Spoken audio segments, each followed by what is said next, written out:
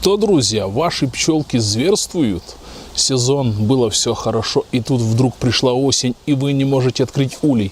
Открываете холстик, а на вас, как бешеные, бросаются пчелки, жалят. И вы думаете, гадаете, что же так случилось, почему так произошло? Начинающий пчеловод начинает искать информацию, от чего агрессия пчел начинается. Ему рассказывают, там могла смениться матка, где-то облетелась матка не с тем трутнем, закончилась как бы взяток, тоже агрессия. Да, друзья, это все влияет на характер пчел в течение сезона.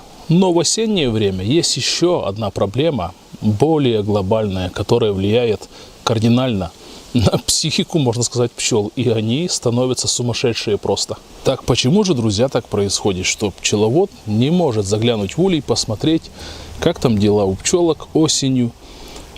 Только холстик открывается, сразу на него бросается практически вся семья. Казалось бы, на первый взгляд, с семьей все хорошо. Корма есть, все прекрасно. Чего им еще нужно? Но есть один паразит, который их раздражает. И это не пчеловод. Это, друзья, как бы ни звучало банально, клещ.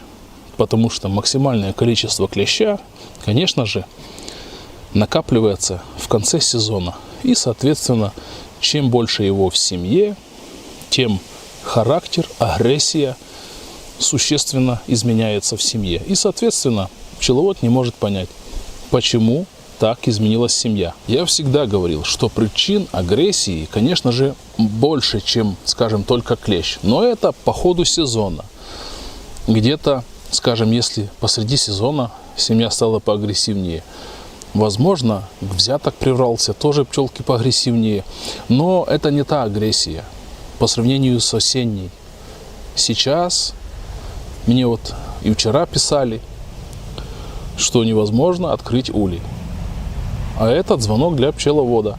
Возьмите контрольный листик, возьмите хороший препарат, обработайте, и вы увидите, сколько клеща упадет. Вечером обработайте, утром проверьте. Я думаю, вы будете неприятно удивлены.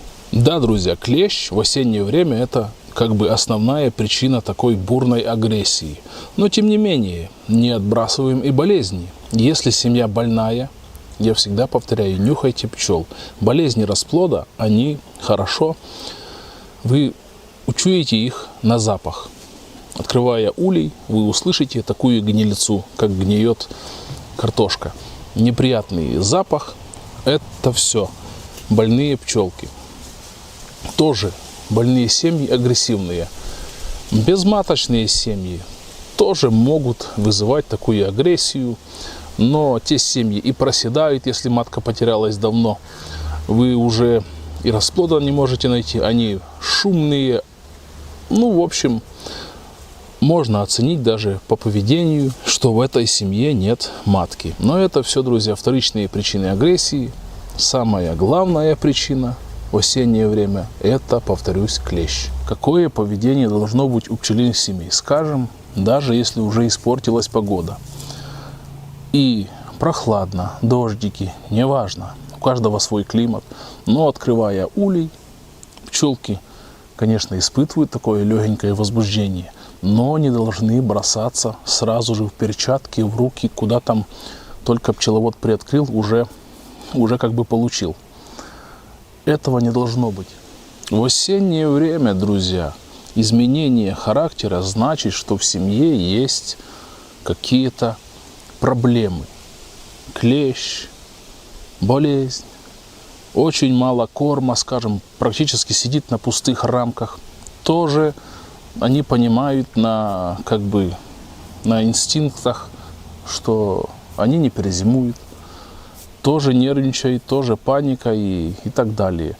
Но я думаю, пчеловод, хоть и начинающий, но он может оценить, скажем, какие корма он оставлял, посмотрел, что корма есть. Агрессия тоже есть. Соответственно, уже проблема не в кормах. Вроде бы обрабатывал, думает, что обрабатывал, а может препарат не сработал. Вы обработали, препарат не сработал, клещ на месте. Тоже такой вариант может быть, потому что много людей хотят заниматься экообработками, Я тоже такой был, я через это проходил, я тоже хотел, как говорится, пойти против системы. И поплатился. Хорошо, что на то время у меня было только 11 семей. И отход был очень хороший. И те, которые перезимовали, еле перезимовали, я потом целое лето с ними нянчился, еле восстановил свои потери. В общем, я понял, что с этим шутить нельзя. А так как начинающий пчеловод тоже будет думать, я вот сейчас какие-то травки-муравки дам пчелкам, и у меня клеща не будет. Будет. Исключение бывает, конечно же, если какой-то просто вам повезло, и у вас такой регион, где клещу некомфортно. Просто по природе, по климату он там не развивается. Есть какое-то там минимальное количество, либо вообще его нет. Да, тогда этим людям повезло, и можно действительно там на эко-обработочках дать, скажем, того самого касса, и нет клеща. Но когда есть хорошее развитие не только пчел, но и клеща, соответственно, с этим шутить нельзя. Я вот проверяю такие народные методы, даю касс, показывал вам багульник от моли, не работает, потом и писали мне, что и не работает. Кто говорит, что с ореха листья хорошо работают.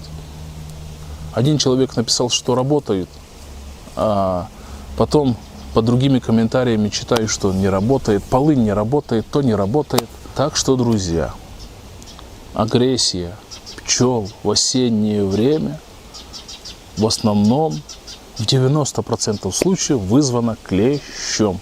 Обрабатывайте, смотрите. Если вы уже к этому времени запустили много клеща, даже если вы сейчас обработаете, очень сильно просядут семьи, те, у которых было много клеща. Нужно было раньше заниматься этим, потому что много поврежденных, много отойдет. В общем, к декабрю неприятно будете удивлены, как говорится. Ну, а возможно, все-таки еще кого-то и спасете. Так что, друзья, контролируйте пчелок. Все у вас получится. Всем пока и до скорой встречи. Пока.